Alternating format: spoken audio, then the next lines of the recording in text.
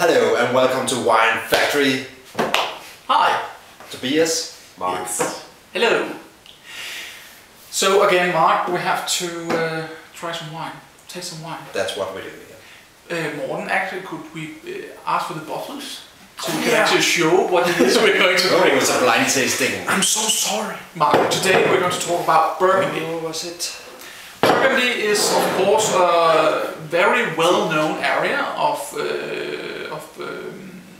wine producing in France, and is perhaps one of the most respected areas in the world. But it's also a very expensive area. So that is usually a problem, you could say, for the ordinary wine consumer to get in contact with some of these products, is because it's very expensive. Some of the cheapest wines you could get from Burgundy is around what, 15 euros or something like that. Yeah. Yeah. And then you certainly don't reach for high quality. And then you don't get Burgundy. If you're lucky, you'll get elegant, balanced, easy drinking red wine. Yeah. But it's not what Burgundy really is, which is a lot of extraordinary complexities and the most spectacular elegance and balance you'll ever experience in the world of wine. But yeah, let's see if these two producers can live up to that. Yes. Going back to those producers we have here in front of us, we have two Chablis Chambertins. Yes, Chablis Chambertin. And it's both 2009. Which was an excellent year. Excellent year, 2009, 2010, both good years, very good years. Yeah. Burgundy. And secondly, we have a big producer, Ducapue, or maybe not a big producer, but he is a recognized, well-known producer. And then we have a small producer in terms of he's not recognized that widely, he's not that known. No, exactly. And it's called Domaine Gallois. Yes, exactly. And then we also have the difference that this is actually a Premier Cru. Yeah. And I don't know if you know that, but in Burgundy there's a rather complex hierarchy in the different appellations and the different quality systems. But the Premier Cru, which is right under the Grand Cru, which is the top level, and that means that we actually have the single vineyard actually named on the bottle. And in this case, the single vineyard is La Combe aux Moines. La Combe aux Moines. There's a lot of information on this. Lots of information. Secondly, it's worth noticing that in Burgundy, it's not necessarily only one producer having this vineyard. It can be separated into 50 producers. Yeah. So in general, it's a very complex. It's area. A very complex area. Yeah. So that's the wine. You have probably seen that on the table we both have wines in decanters to allow them to get some air, and second we have a fishbowl. A huge glass. A huge glass. This is the Rivals restaurant series Burgundy glass, and it allows more of the more fruity notes to come forward.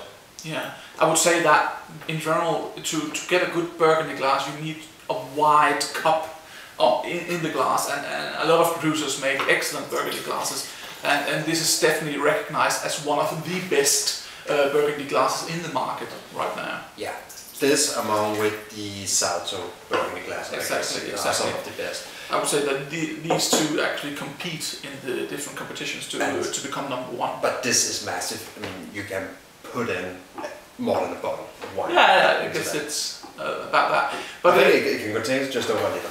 Yeah.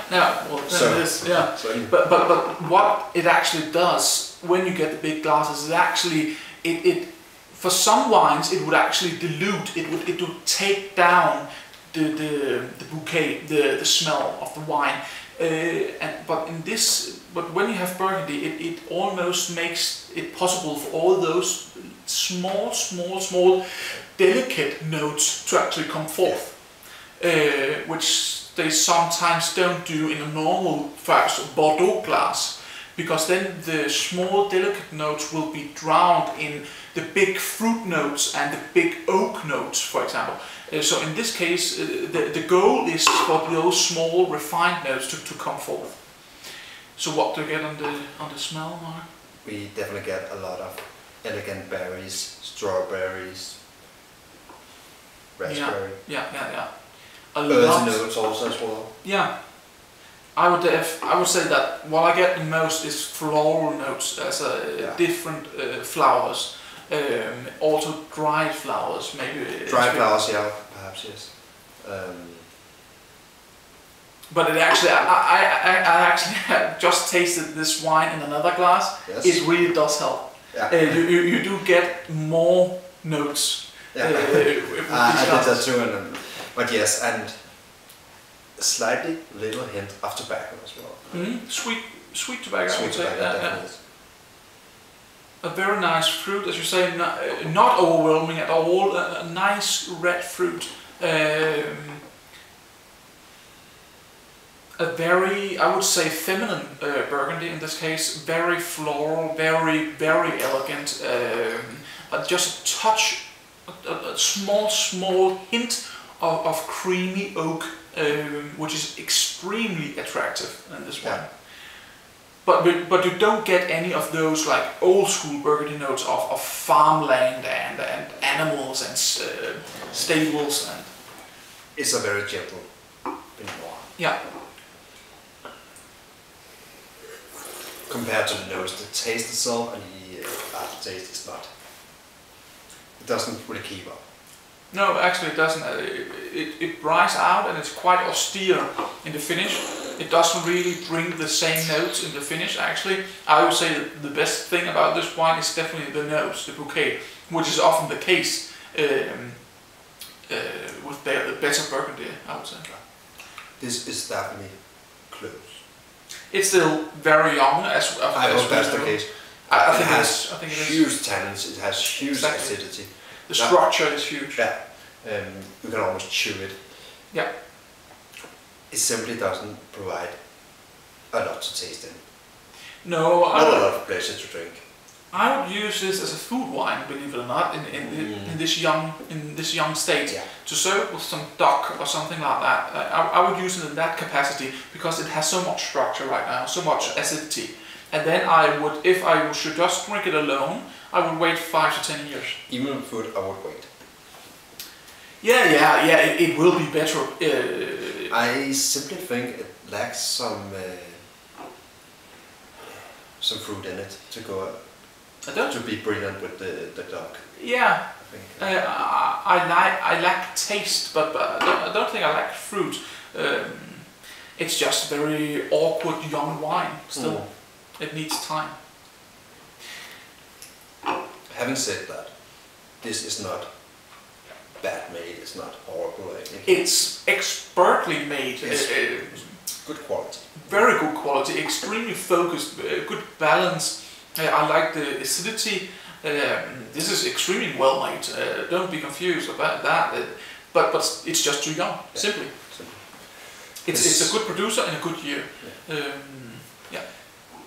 We will sum up later. Just to put a price on it, and this will be the price here in Denmark, which is, now I have to calculate, 50 euros. 50 euros. Yeah. Yeah, roughly. All right. Let's move on.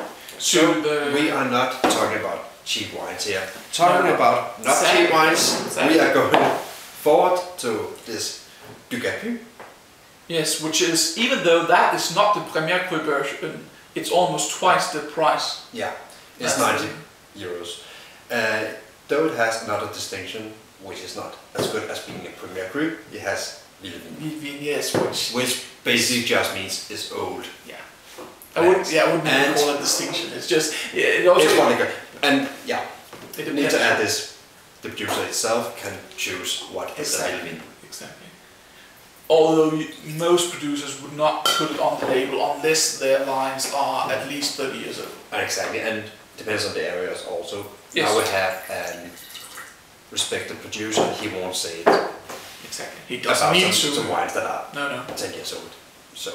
So again, Chevry-Chambertin, the commune or the region in Burgundy that we are focusing on in this episode, and again, of course, 2009, the brilliant year, and Ducapus, a lovely old school label. Yeah, definitely a little picture from his cellar. or what he dreams of. It's definitely a much more punch in the face. Not punch in the face that like he has a lot more food or anything like that. No, it's actually but even more closed down. Yes, it is. So I'm just afraid now that this will be even more dried out in the mouth. A totally different wine, which really surprises me actually, because it is from the same commune in Burgundy, but it's totally different. Yeah. You get much more of a dark, almost like roasted, burnt sensation. I would say that you get more dark, earthy notes, more dark herbal notes, and also yes, almost a bit of animalistic. You do get that animalistic. You definitely think you do. A bit if you go into like a butcher's shop or something like that. Yeah, the iron thing. Exactly. Yeah. And black tea. I would say black tea is black tea, but not in a. You can get black tea in many versions. This is not. It's the very gentle version of it. Yes, it is, but I would say high quality, not bitter, but high quality black tea. I like this. I must say I like this smell. I think it's deeper and I think it's a bit more complex, because in the other wine the floral aspect it dominated. Yeah, I would say that there are more subtle notes in this. And I agree with you. I'm not sure I prefer this to the other one. No, but I definitely think it's good. So, yeah. Let's try and taste it.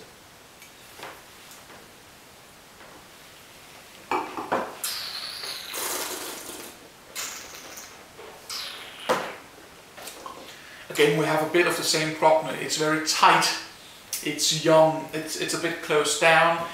It's not explosive in any way. You get a good structure, good acidity, a nice taste. A pleasant aftertaste, but I agree with you with that, but I actually think this is more welcoming than the other one. What is it there? We're going to take this afterwards. But if you put it out here, then you can see our face. You have a huge bottle. If you put it here, they can always see my face. Yeah. Okay, that's don't get mad at each other. I'm going to kill them. No. Drink some more. I forgot what I was going to say. You like this better than the other one? Yes, I actually think it's more welcoming. It's more. I actually think it's not exactly what you would call open, but it's just more open than the other one. It's not open. No, it's not. No. But it's more open than the other one. Yeah. I think you get a lot more out of the taste and aftertaste in this one than you do in the other one, because. Yes, you're right, because in this there is actually a taste. There is something to it. It tastes like red wine, elegant and red wine. And you get a little bit of this animalistic note you had in the nose. A very little bit, yes. But again, I would say keep it at least 5, 10, maybe 15 years. In the cellar or somewhere else, keep it. As you probably know, 2009 is very young. That's a keeper. Yes. All right. Recommendations. And I think we should put some points to them. You can start recommendations points. Yes. 30 euros and 90. Oh, so did you say 50? 50 euros and 90 euros. So here I'll go equally on both of them, 91 points. Because I think this one has a better nose. Yeah. This one has a better overall experience. Yeah.